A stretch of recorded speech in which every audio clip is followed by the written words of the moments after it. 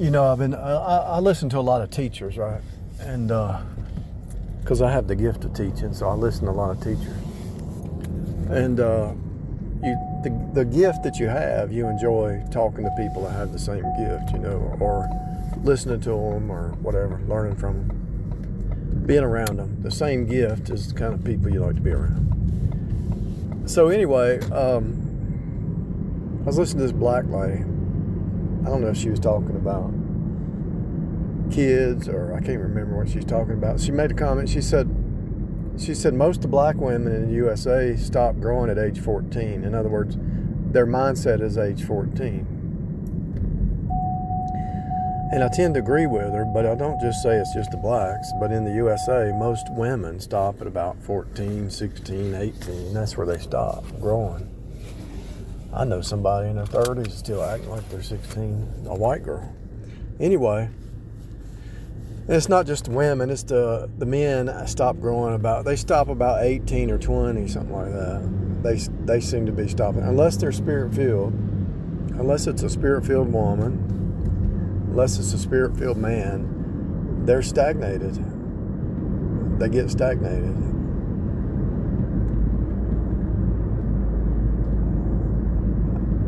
Wherever they got hurt is where they get stuck, and that's a narcissistic thing. Whenever somebody got hurt, at whatever age they got hurt, that's where they end up stuck in. And it's true across the board. I've seen it across the board.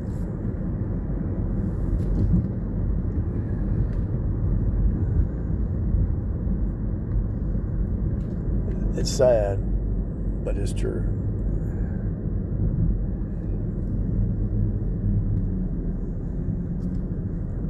People know how to act to get by, but what happens is when you deal with them away from their income, and sometimes on their income, they're just acting foolish and they're acting stupid and they're talking stupid. And the fact that I do rideshare, I know what I'm talking about. I picked up these two ladies going to A&T, 3 ladies. Now we're talking about college students, and the destination was to start drop on at this dorm. And one girl got out. Before I got there, they should have said something because I ended the call. I should have stopped right then. I should have said no, because it's the same game. I didn't expect college kids to be this way, but anyways, they said, two of them said, "Can you take us right down the road here to our dorm?" And so I took them down there, and she said, "Take a right, go straight." And she didn't even know the directions to her dorm. I ended up back on the main street. I had to do a U-turn, and she said, "Just take us back to where you stopped." And I was going to do that anyway, but they were laughing and thought that was funny. They thought it was funny. We're talking about college students that don't even know where their dorm is and expects me to know where their dorm is. They want me to know where their dorm is because they don't know. And it's not in the GPS because I ended the ride where I was supposed to end the ride. Now, what do you think about that? That's what we're dealing with. And I heard on the news that they're going to get rid of tests. They're just because tests upset people emotionally, so they're going to get rid of tests. To test what level you're on. You're in a system that loves Mother Earth, that loves emotion over logic, that loves the flesh over the spirit, that loves the downcasted over the upcasted, loves the darkness, loves the unhealthy, it loves the ignorant over the non-ignorant. They have no logic. And these leaders, Gates, Dr. Fake, and all these other leaders, Charles Schwab or whatever his name is, all these leaders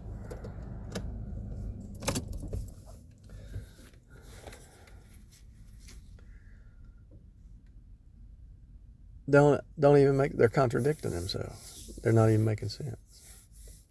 And if they're not making sense and they don't care, it's just acting. They're just actors and they're just doing what they're told. You can't not know what you're doing because they get mad at somebody else who contradicts. So the fact that they get mad at somebody who contradicts means when they contradict, why aren't they getting mad at themselves? Because it's all an act. It's a show. They don't believe it matters. They don't believe they're going to answer before God. They don't believe it's going to have consequences.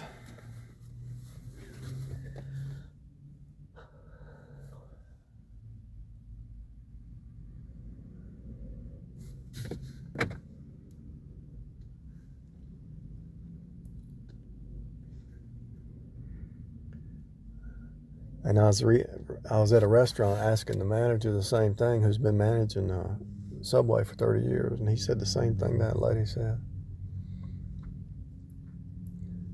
He said the same thing that black lady said. Now, what is it in the culture? What is it in the culture program that's doing that to people? Well, I watched it in a marriage where the mother-in-law had the Jezebel spirit. So the mother wants to train the daughter to have a Jezebel spirit. The mother wants the daughter to follow her footsteps instead of following what Jesus said. And this is where the issue lies. Instead of following truth, the older women are supposed to teach the younger women, but they're not supposed to teach the younger women how to be Jezebels. They're supposed to teach them how to be holy, set apart, shamefaced, submissive, quiet, not going from house to house speaking things they ought not. The chaos and the confusion of running from house to house, speaking things they ought not, and also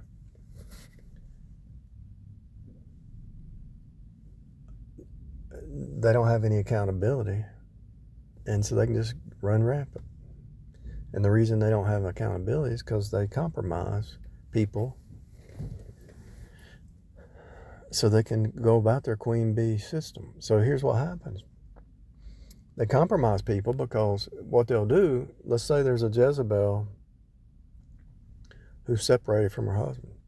She's going to go out and she's going to say, oh, I've been abused, he's beating me, and try to draw some other guy in with the lies, draw that guy in, and she's telling her, the reason she's telling her husband she's separated is because we just need time apart. I just feel like it's not abuse. It's just they want to go out here and test the field, see what's out there before they get too old. And they don't just have one on the side; they have multiple on the side. And if they can get their husband to be a drunkard, they can really do some damage because they can. Well, you said that when you were drunk. I didn't say that. Yeah, you did. So they gaslight the man. And the man doesn't know what gaslighting is. The man doesn't know what narcissism is. The man doesn't know what Jezebel is, Delilah. The man doesn't know that she should submit to authority, and he doesn't understand that she pretty much hates him and wants him dead. She doesn't love him. She doesn't even love herself. That's why she's doing what she's doing. She wouldn't know love if it hit her in the face. My point is, this is happening across the board, everywhere, all the time.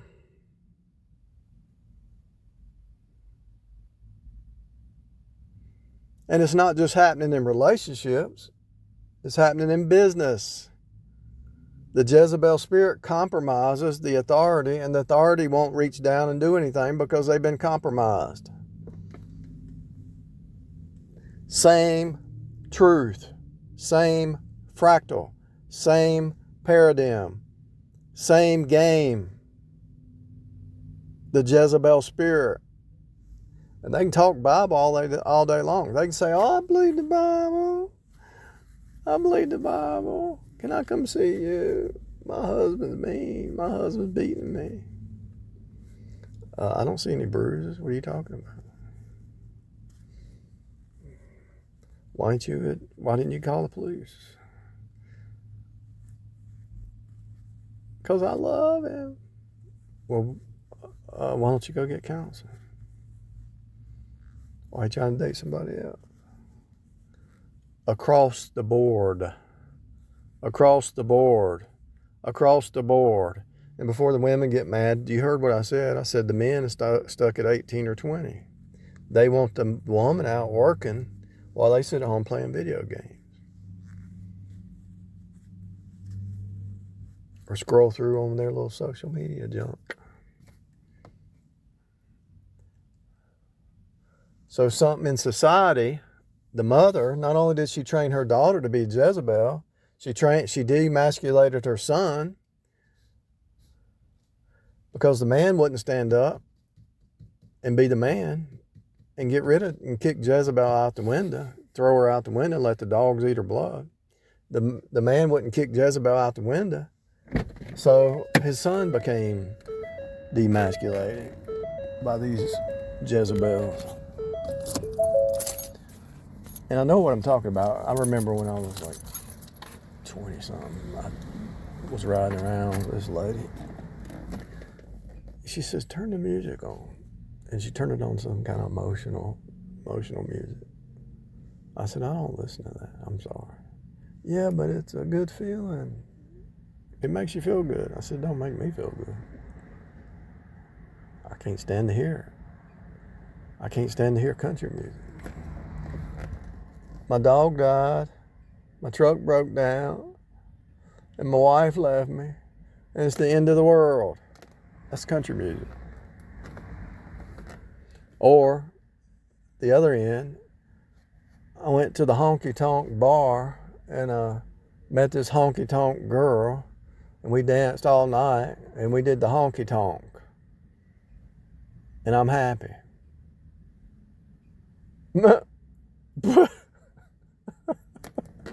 And people think that's fun. People enjoy that. They go to the basketball game. They go to the basketball game and watch people throw a ball through a hoop. And then next week they go to the basketball game, watch a man throw a ball through a hoop. A 7-foot man who's tall as almost he can almost reach the hoop, and they get excited about somebody throwing a ball through a hoop. Then they go to a football game and they watch some guy throw a football and somebody catch a football. You can actually do that in your backyard. You can actually go buy you a goal and throw hoops yourself.